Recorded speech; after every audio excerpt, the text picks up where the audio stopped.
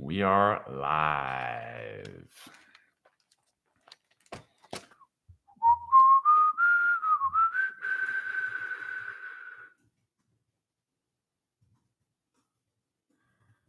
Let's go.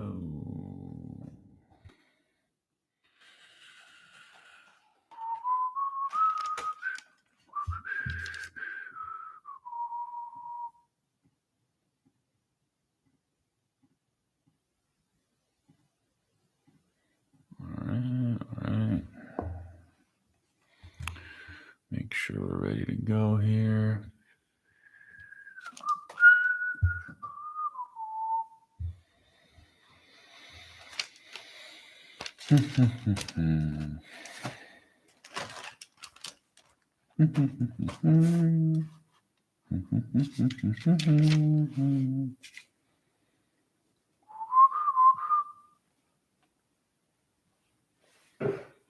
What is up? My Monday Night Football intro. Thank you. This is what I have to pass the time somehow. That's funny. How are you? What's going on? What do you got for me tonight? Anything you want me to hit on? I'll give you the rundown in a minute, but what do you want me to hit on? Anything big in your world?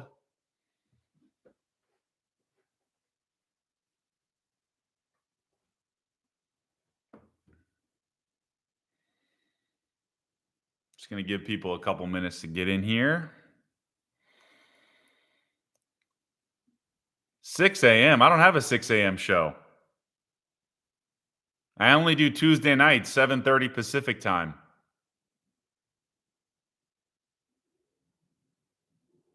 What's up with your obsession with the Miami Dolphins? Are you from Miami, Grandizer? Where are you from, man?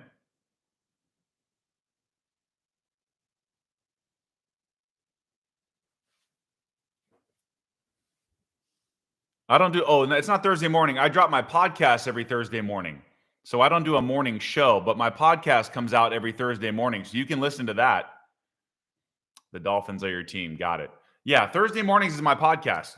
So feel free to download. It's on all the platforms, Too Tall Sports Podcast. If you want more of me from AZ, but they've been my team since. Oh, wow. Okay, cool. Damn, you got to see Mercury Morris, the undefeated team, and then Dan Marino not win a Super Bowl. I guess it would be, you're in Arizona, it would be 6 a.m. Yeah, you're right. 6 a.m. for you right now. Oh, okay, cool. Thank you. I'm glad to hear it, man. Eddie Spaghetti, what's going on? All right, we got people in here, so now we can start the show. Welcome to the Too Tall Sports Show. Thank you for joining me. I'm your host, Brett Lauren. Nice to chat with everybody. If you're new here, I'm a former professional baseball player with a podcast every Thursday called the Too Tall Sports Podcast. And I do a live show on Tuesday nights like this on YouTube Live and Colorcast. So you can find me, Too Tall Sports, on YouTube. It's Too Tall Sports Podcast. On Instagram, it's at Too Tall Sports Podcast. Twitter, it's at Too Tall Sports.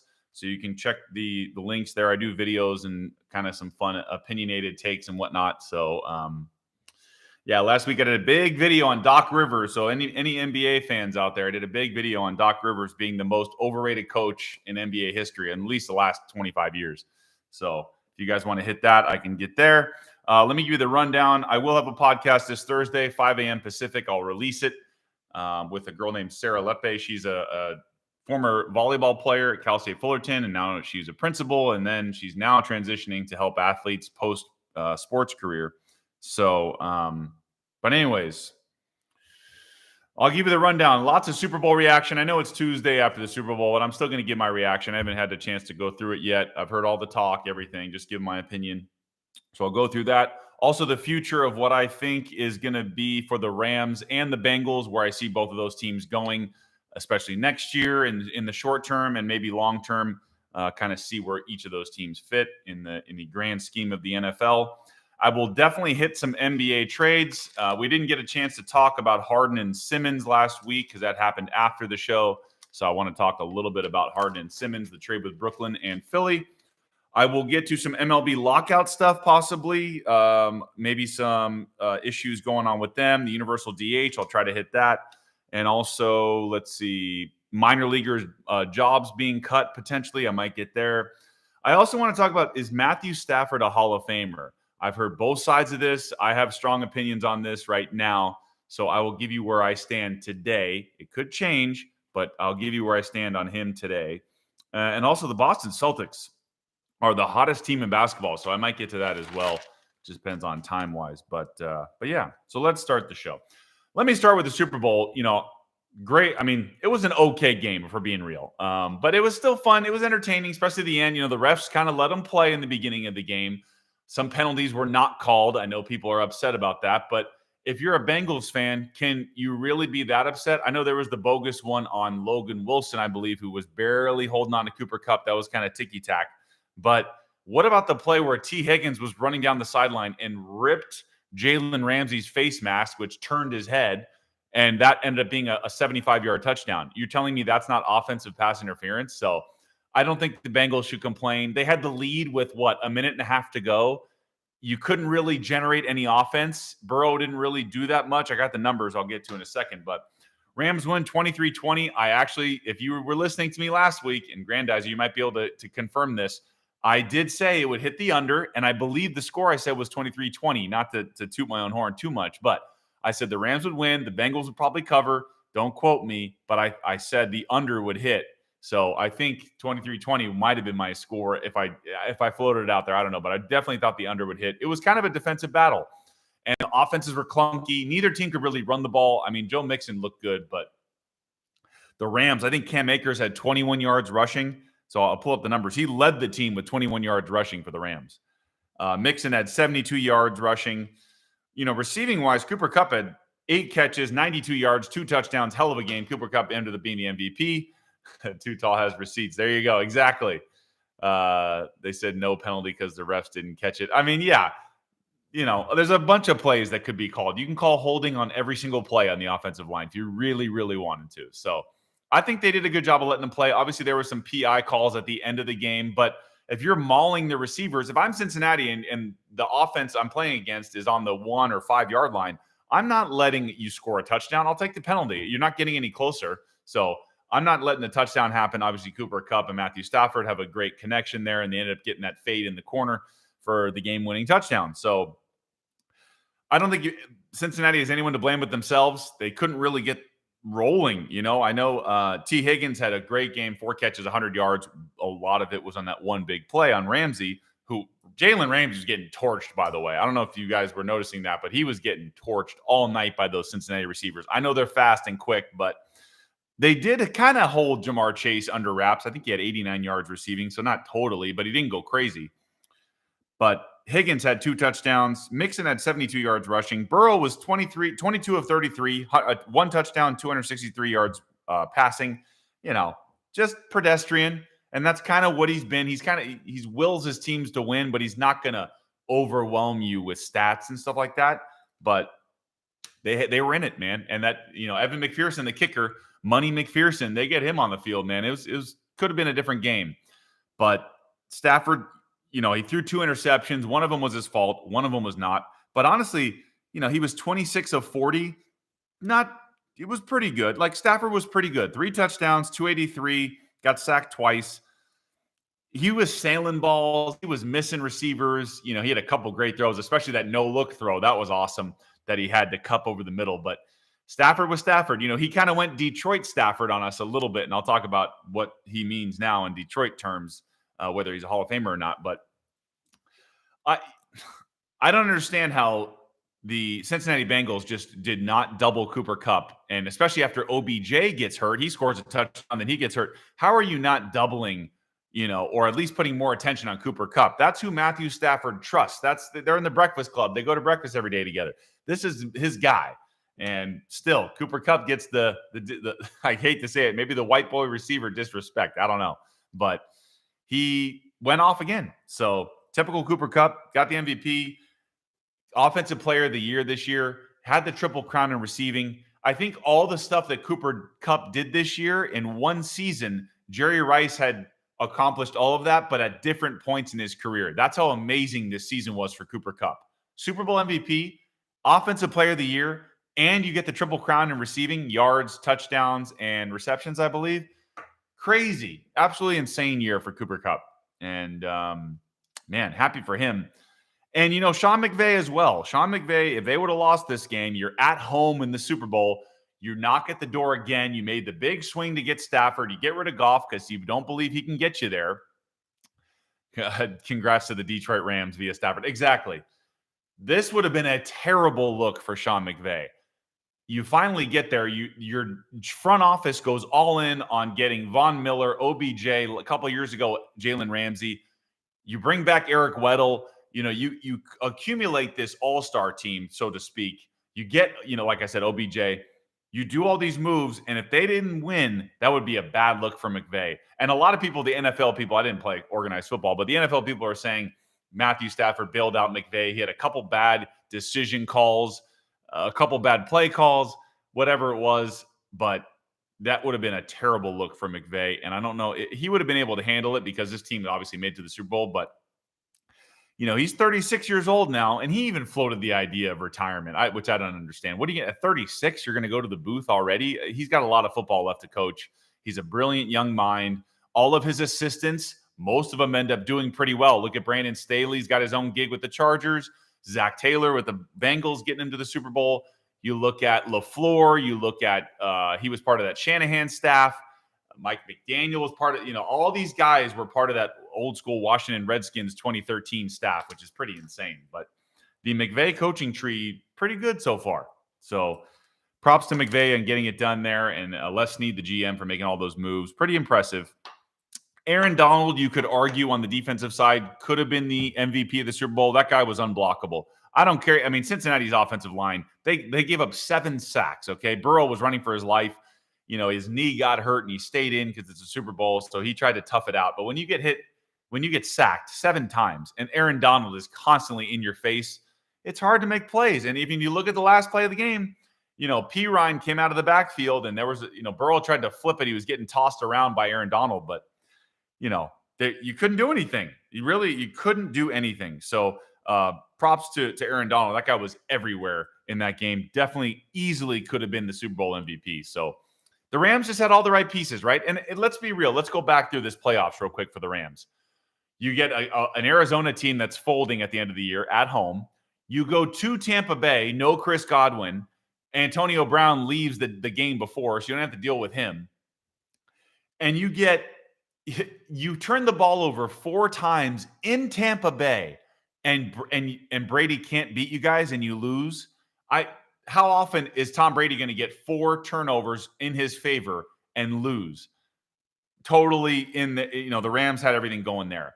Then if you look at the NFC Championship against the 49ers in LA, home game for the Rams, and that guy Jaquiski Tart, I believe he's a safety or a corner, drops that underthrown ball that should have been an interception, and that would have changed the game for the Niners. He drops it, then we end up with the Cup bomb, and that sealed the deal for the Rams. A lot of stuff went the Rams' way. Let's just call it like it is. In my opinion, right? A lot of stuff went their way. So they took advantage. They did what they had to do. They also, by the Niners beating Green Bay, they didn't have to go to Lambeau Field also on the road. They got 2 home playoff games. They only had to go on the road once to Tampa. Then you get the home Super Bowl against a 4-seed Bengals team that, let's be real, they're probably not better than Buffalo.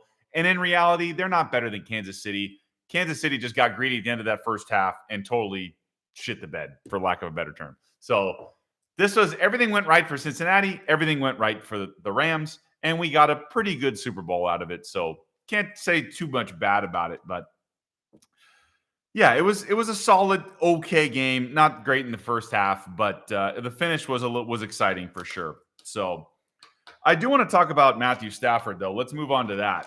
And if he is a Hall of Famer or not. And you guys give me your answers here in the chat, both on Colorcast and on YouTube Live. Let me know what you guys think here. Is Matthew Stafford a Hall of Famer? And I should kind of put this little disclaimer on it. Is he a Hall of Famer right this second, right now?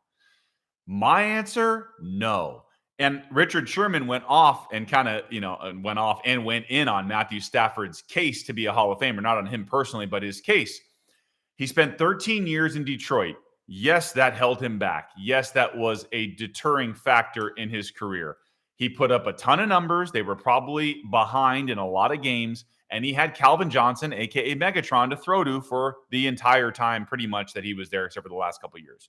So when you have a star receiver and you're usually losing and your stats are inflated, I'm going to say he spent 13 years, and this is what Richard Sherman pointed out. One Pro Bowl, one in 13 years. No All-Pro bids, 0. No MVPs, 0.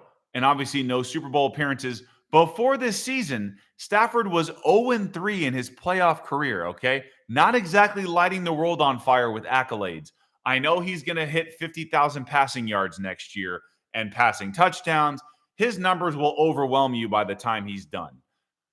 But just looking at his Detroit years, he led the league in interceptions before. He led the league in interceptions this year. He's tied with Trevor Lawrence for lead in interceptions this year, okay? Not exactly the type of accolades that you're looking for a Hall of Famer, right? He's a very good, Hall of Very Good, but not a Hall of Famer. Now, Eli Manning has 2 Super Bowls. Matthew Stafford, in my opinion, body of work, much better quarterback than Eli Manning. Much better. The argument for Stafford is the first year he goes to a competent organization like the Rams, they go all the way through and win the Super Bowl. So that's what my caveat is. Even Matt Ryan is an MVP, by the way.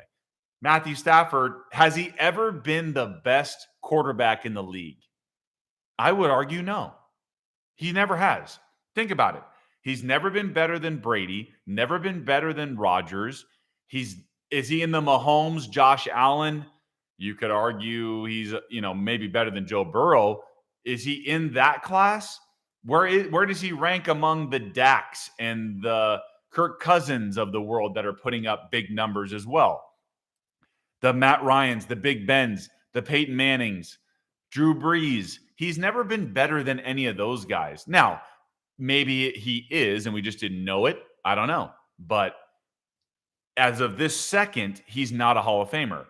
But my caveat is, with maybe 4 or 5 more years in LA, with Sean McVay, with Kupp, with Robert Woods coming back, and if they keep this team together, if he wins another one, yes, you got to put him in. There's a few quarterbacks that have won Super Bowl. Trent Dilfer, Brad Johnson. There's a few that just have the one. Aaron Rodgers, Russell Wilson. But Aaron Rodgers now has 4 MVPs. So Matthew Stafford's never won an MVP. Could he now with the Rams? Yes. He can right the ship of his career accolades and his career status. He took a huge step last weekend by winning the Super Bowl. Today, he's not a Hall of Famer, but I do think in 5 years, he will have the resume with the Rams, adding to his 13 years in Detroit, and he will probably be a Hall of Famer. Even if he ends with the 1 Super Bowl, he's in a pass-happy era of football in the NFL that's very geared toward quarterbacks, right? The safety of the game, the fact that they protect the quarterbacks more. The rules are now more geared toward passing. So, Grandizer, I agree with you. Not a Hall of Famer right now. He will be probably by the end of his career, though. I think we can fairly say that. I think that's fair. But today, no. And I don't agree with Richard Sherman that often. He's pretty outlandish.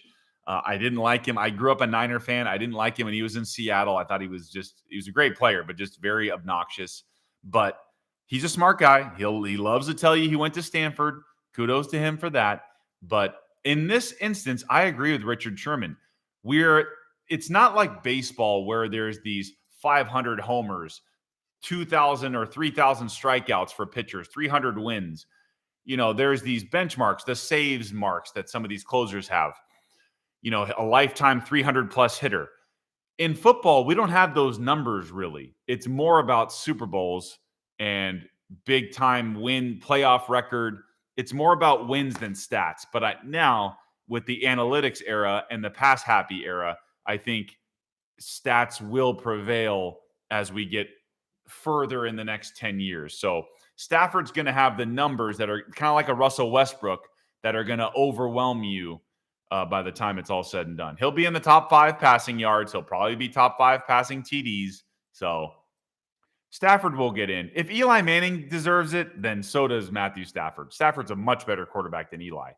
And you can't base Eli Manning off of 2 Super Bowl wins. I know he beat Brady and Belichick both times. That does carry some weight. But Eli Manning led the league in interceptions 3 times, I believe. And he had like a 6-year run where they didn't sniff the playoffs in New York. So Eli Manning is not what I would consider a Hall of Fame talent. He has some Hall of Fame wins, but that's another story for another day. But anyway, Stafford will get in eventually. He's just not a Hall of Famer today. Let me get to some NBA trade deadline stuff. After, as I mentioned, the big trade with the 76ers and the Brooklyn Nets went through after we finished our show last week. It was kind of a bombshell trade at the trade deadline, right? I mean, I just didn't think there's no way they're going to be able to pull it off. I didn't think Philly had was willing to move all the assets to get James Harden. Now, we know Daryl Morey from his days as the GM in Houston loves James Harden, right? No question there. That was his guy in Houston. And all of a sudden, it starts to come out that Harden is unhappy in Brooklyn. First, a couple weeks ago, he was not happy living in Brooklyn. He didn't like the cold or living in the city there. Then it comes out he and Kyrie are not getting along. Then today it comes out the offense that Steve Nash and Kevin Durant wanted was free-flowing. Harden is more of an ISO pick-and-roll player. All of a sudden, stuff starts to trickle out about his time there in Brooklyn. And Daryl Morey, as aggressive as he is, and he will get deals done, and he does it. He's done in his career. So he gets rid of a guy in Ben Simmons who hasn't played competitive basketball since last May and June. And he flips him, Seth Curry, who's a decent shooter, Andre Drummond, and a first-round pick. But you get an MVP coming back who seems to be motivated with Joel Embiid. I love that matchup. A lot of people are saying Brooklyn won the trade. I'm not sure how. How did Brooklyn win that trade? Philly's ready to win right now. So what I'll give you, Brooklyn people, is you may have won the trade long term, but Philly's going all in for a championship in this window of healthy Embiid right now. And you're getting another guy who hasn't won a championship in James Harden right now. So I like Philly's aggressiveness. You get rid of he's going through mental issues. I am not going to get on Ben Simmons for going through mental stuff. Philly is an impossible market to play in for a lot of guys. I can't clown him for that. However, he's going to another big market. How's he going to handle? I know Brooklyn is not New York City, Manhattan with the Knicks pressure, but Brooklyn's still New York. And the Brooklyn Nets have expectations of championship with Kyrie and KD. So he's not going to Oklahoma City or Memphis or Orlando here. He's going to a part of New York City, another big market. We'll see how Ben Simmons can handle that. Or was it just simply he can and he just really desperately hated Doc Rivers and the front office and Embiid was getting on him and nobody trusted him there anymore. He just needed to change his scenery. He's still really young, but do I believe Ben Simmons is all of a sudden going to be the guy that was drafted number 1 overall out of LSU that looks like basketball is not really a priority and he doesn't play with a passion and love for the game? I don't see it with Ben Simmons. He's crazy athletic, great passer, great defender. We know all this. Does he fit with Kyrie and KD? I don't see Ben Simmons' impact if he doesn't have the ball in his hands. We know he's not a shooter and he doesn't want to go to the free throw line, but is he going to be basically like a Draymond Green at the high post running the offense that way? Because Kyrie and KD need the ball. So Ben Simmons is not going to be a spot-up shooter in the corner and just stand there and wait for the ball. That's not his impact. He's going to have to become a defensive stopper, a much better rebounder at 6'10", even though he is a good rebounder for a guard, even more emphasis on rebounding there. What kind of Ben Simmons are we getting with Brooklyn? I'm not exactly sure. So it'll be interesting to see which Ben Simmons we get showing up in Brooklyn. And as far as James Harden goes, we've seen him he's forced his way out of 2 consecutive places now, Houston and Brooklyn. But I think Daryl Morey knows James Harden well enough. If you bring him in and he's motivated and he doesn't fold like he has in the playoffs and many times that he did it in Houston, if we get a motivated James Harden with Embiid, I like Philly to give Milwaukee some trouble. Now, tonight, they got absolutely blown out. No James Harden in this game. But Philly got absolutely blown out at home against the Boston Celtics, who were the laughing stock of the league earlier this year. And now the Celtics have won 9 in a row. After the trade deadline, they got rid of Josh Richardson for Derek White from the Spurs, and they made another small move. They remember, the Lakers were going to offer Dennis Schroeder $80 million over 4 years. He turned it down. Schroeder took the 1-year, $5 million deal with Boston. Boston just flipped Schroeder for another big man, a European guy they had a couple years ago, if you remember, Daniel Tice, who's more of a defensive, big, tough guy. And they get Al Horford back. All of a sudden, the Celtics from a few years ago is back. Jaylen Brown's playing out of his mind right now. Jason Tatum is starting to hit his stride. Marcus Smart is playing his role. So now we get a Celtics team that is the hottest team in basketball. They're only a game back of Milwaukee. I'm going to pull up the standings here because I wanted to make sure I got this right. They're only a game back of Milwaukee. And in the standings right now, Boston is the 6th seed. So, I'm sorry, they're 2.5 games behind, 1.5 behind Milwaukee, 1 game behind Philly. They're a couple wins away. Cleveland's only 2 games game and a half in front of them. They are right in the mix. Miami's playing well. Chicago's playing well without, Lonzo Ball, Alex Caruso, Levine being in and out of the lineup. DeRozan's on fire right now. This is a total resurgence from DeMar DeRozan that I did not see coming. But as far as Boston goes, their defense is back. They had to get used to Udoka, the new coach, now that Brad Stevens is in the front office. This Boston team is looking like a tough out as we get closer to the playoffs. Now, are they better than Milwaukee? No. I don't trust them. Are they going to be better than Philly with James Harden? I don't think so, with Embiid playing at an MVP level. But look out for Boston. They are coming. So wanted to talk about that. I'm not sure. I don't know if we got to the McCollum trade down to New Orleans. I think it was a must-do for the Portland Trail Blazers. They had to break this group up. Damian Lillard and McCollum could only go back to the drawing board so many times. I feel bad for Chauncey Billups, who just got that job. I don't see the point in loyalty for Damian Lillard. You're not going anywhere. You're not getting any free agents to come to Portland. I'd be shocked if they got any. So they already shedded all the veteran salary that they have. Norman Powell, Robert Covington going to the Clippers. They are starting over. So if I'm Damian Lillard, why am I going to hang around Portland for a rebuild? I don't understand it. I really don't. So wanted to get that in there. You guys can give me your thoughts on that. I don't see the point. I think Damian Lillard, I would love to get him to the Lakers. And it's not going to happen ever, but it would be awesome if we could. Hey, sometimes players are movable. You never thought they were, but players are movable if you really match the salaries and give up draft picks. So a couple things I wanted to get to on MLB Lockout. If it continues, it's not looking good for baseball. Baseball can't afford to lose more fans. They can't afford to lose more market share. The game is slowly dying. I hate to say it. They're going to have to shorten the season. They're going to have to, there's just too many games and not enough urgency, and there's not enough action. So one thing I think the players and the MLB actually agreed on was the universal designated hitter, the universal DH. It's going to give some players that are no longer defensive liabilities a chance to stay in the game and just hit. It's going to have less injuries, in my opinion, for pitchers trying to hit. I don't like watching pitchers hit. As a former pitcher myself, you take batting practice the day before, and then you go and try to hit, 95 plus. It's a waste of time. Bunting is pretty much out of Major League Baseball now, so I don't see the point in that. I think we need to get away from pitchers just being on the base pass in general. I think it'll speed up the game, after a long inning of a pitcher, especially when he's got to go hit. You got to go bring him his jacket, and then you got to wait till he gets back to the dugout, and if he's on base, and it takes too much time. More offense created for the position players. Game speeds up. Pitchers don't have to worry about hitting anymore. I like it. It's a good thing. Finally, the players and the owners could agree on that. I did see today, let me answer some of this. Dodgers 11. How many hits did I have in my career? 2 professional hits. Thank you very much, Dodgers 11. One was a seeing eye single in the 3 and 4 hole, and the other was an absolute rocket, no joke, line drive in Jacksonville in AA against the Jacksonville Suns. And I got a single, and it was awesome, and a line drive to show for it. Thank you very much, Dodgers 11. Woo! Anyways, back to our scheduled program. I saw that MLB is trying to cut more minor league jobs. That hits home for me. And I saw someone, thank you very much, Dodgers 11.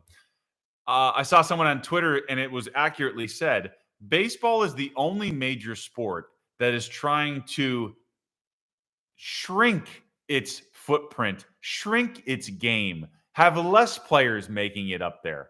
All the other sports are trying to expand, it looks like. If you think about, football, thank you very much, Perry. I appreciate it. If you think about football, they got the AFF or AAF, they tried. The USFL might be making a comeback, I think, in April. You got the XFL. You have at least a practice squad. They're trying to expand rosters and give guys more of a chance. Baseball is contracting slowly every year. They want to take more rounds away from the draft. They want less minor leaguers on the payroll. They don't want to pay minor leaguers. I just saw this yesterday. They don't want to pay minor leaguers for spring training. I don't understand why baseball is trying to shrink its game and pay less people. You're minimizing the amount of guys that can make an impact at the big league level. I'm not saying you need to keep all levels of baseball because, as you guys know, it's already tough enough to make it in baseball. So less levels, but I don't think cutting all these players is the answer either. So baseball is going in the wrong direction. They don't seem close to an agreement from what I've seen with the lockout. The owners are manipulating service time, meaning they can call a guy up instead of April. If they call him up in May in his first season, that will tack on a year to his rookie contract agreement that they have him. So they own your rights for another year. The team does, just by saving a month of service time and not giving you your full 6 years. It's just insane when you get to if you get to free agency. So the young guys need to get paid more sooner because all the money's up top with the big time contract guys, $300, $400 million guys. I'm not complaining for the minimum salary in the big leagues, but no one's getting the scale is so skewed, and minor leaguers, as usual, are getting paid nothing to put their years and bodies on the line to hopefully get called up, which they have no control over except for how they play on the field. It's a crapshoot if you make it or not, unless you're a phenom. So, bottom line, baseball is going the wrong way. If you guys have any thoughts on that, any of the NBA trade stuff, we're kind of out of time here. Wanted to just give you guys a chance to ask any questions before I head out. While you guys are thinking, if you have anything, I'll go over my podcast stuff. Every Thursday, my podcast comes out Thursday mornings, 5 a.m. Pacific time. So new episode every Thursday. Check out my YouTube channel, Too Tall Sports Podcast. Check out my Spotify and YouTube, or Spotify and Apple as well. And you can check out my shows there every Thursday. Perry says, do you think the season happens? If so, when? That's a great question. I think it may. I mean, if you remember in COVID, they started the season with it like in, I think, July maybe or August, and it was like 60 games. It may come down to something like that. I really hope not. I hope they figure this out in the next month. And there will be pressure. Someone will cave, and it's not going to be the owners because they have the deep pockets. The players are the ones losing the most money here. So I know owners are losing revenue by less ads, no game, concessions and ticket sales, but the owners can handle a hit. The players really, most of them cannot. So the players are probably going to cave. I just hope the owners give a little more and the players can hang in there. I think 100 games, I agree with you, Perry. 100 games is plenty, and that's what it should always be, 100 games. If you got 162 plus playoffs, there's not enough urgency, and you're asking a lot of the fans to their bandwidth and their brain to pay attention to 6, 7, 8 months of baseball. It's way, way too long. So I think they should cut the number of games anyway. Probably not going to happen. Like I mentioned, too much revenue there, too many advertisements, sponsorships, player salaries getting cut if you shorten games. So it's probably not going to happen, but baseball's in trouble. That's for sure. And then what happens when we bring in the robo umpires? Then what happens? There's a whole baseball needs to figure itself out. And you got a commissioner that, doesn't seem like he's growing the game that much or making it any better so far. So we will see what happens with Mr. Manfred. Season too long for people who don't love baseball. Exactly. That's why college basketball and college football is so great. There's urgency. That's why the tournament works. There is a sense of one and done, sudden death. There we go. That's what you want. You want games and players playing in meaningful games. That's the problem with some of those bullshit bowl games. They're meaningless competition that's meaningful. So totally agree with you. Less games creates urgency. I'm there with you on that. The cost to go to a game is not cheap either. Good point from my guy Grandizer on YouTube Live. Exactly. It is becoming more expensive to go to sporting events. Look at the Super Bowl prices. And now you're asking people to spend a lot of money. And what if you live in a market, I hate to say it, like Pittsburgh or Baltimore, where your team is purposely tanking games? Why would you go spend money on that and support tanking? I wouldn't. That's not fair to me. I would only do it if I had kids to bring my, do something fun for the day. But I'm not supporting a team that's tanking. I don't like that mentality anyway. I want my teams that I root for to go for it. So that's why the Rams, look at the Rams. You swing big, you win big. There you go.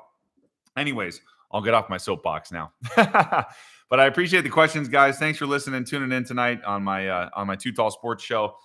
You can hit me up at Too Tall Sports Podcast on Instagram. I'm active there. Hit me up on LinkedIn, Brett Lauren. You can find me if you guys want to chat. But hit me up on all the social channels. Check out my podcast on Thursday morning.